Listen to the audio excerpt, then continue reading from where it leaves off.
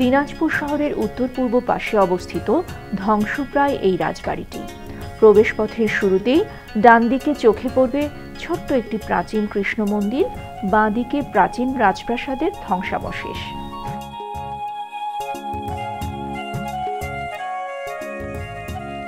একটু ভেতরে রয়েছে আরেকটি মন্দির।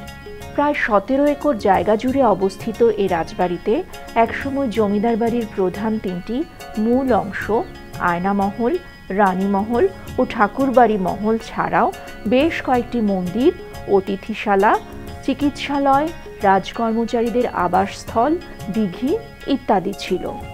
এগুলো বেশিরভাগই নির্মাণ করেছিলেন মহারাজা প্রাণনাথ এবং তার পোষ্যপুত্র রামনাথ অষ্টাদশ শতাব্দীর কোনো এক সময়।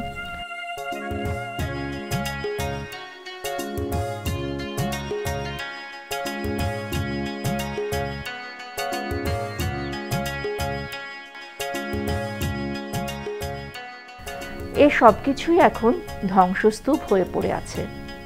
আয়নামহল নামে পরিচিত পূর্বমুখী দ্বিতল মূল প্রাসাদটির অধিকাংশ এখন ধসে পড়েছে।